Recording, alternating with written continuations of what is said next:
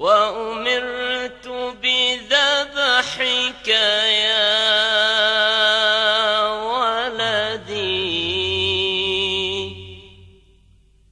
فانظر في الأمر وعقباه. أعوذ بالله من الشيطان الرجيم. وقضى ربك ألا تعبدوا إلا إياه وبالوالدين إحسانا إما يبلغن عندك الكبر أحدهما أو كلاهما فلا تقل لهما أف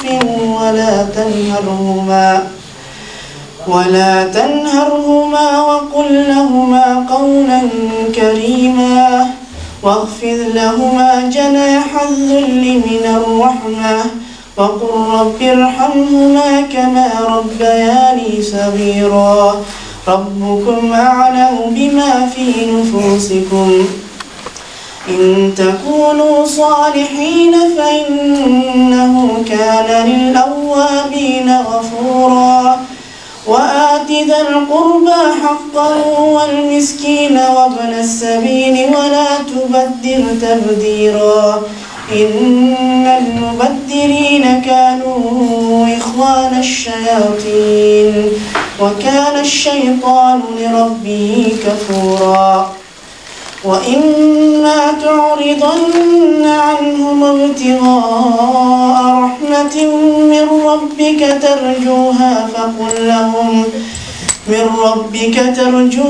فقل لهم قولا ميسورا. ولا تجعل يدك مغلولة إلى عنقك ولا تبسطها كل البسط فتقعد ملوما محسورا.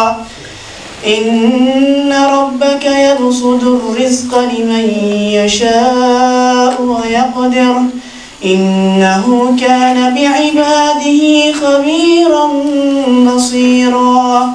ولا تقتلوا أولادكم خشية إملاق نحن نرزقهم وإياكم إن قتلهم كان خطأ كبيرا.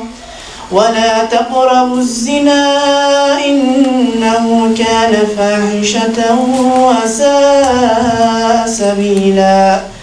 ولا تقتلوا النفس التي حرم الله إلا بالحق ومن قتل مظلوما فقد جعلنا لوليه سلطانا فلا يسرف في القتل إنه كان منصورا.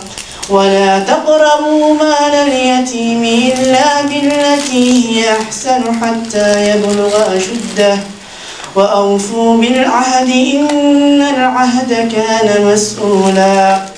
وأوفوا الكيل إذا كلتم وزنوا بالقسطاس المستقيم ذلك خير وأحسن تأويلا. ولا تقف ما ليس لك به علم إن السمع والبصر والفؤاد كل أولئك كان عنه مسؤولا. ولا تمش في الأرض مرحا إنك لن تخرق الأرض ولن تبلغ الجبال طولا كل ذلك كان سيئه عند ربك مكروها.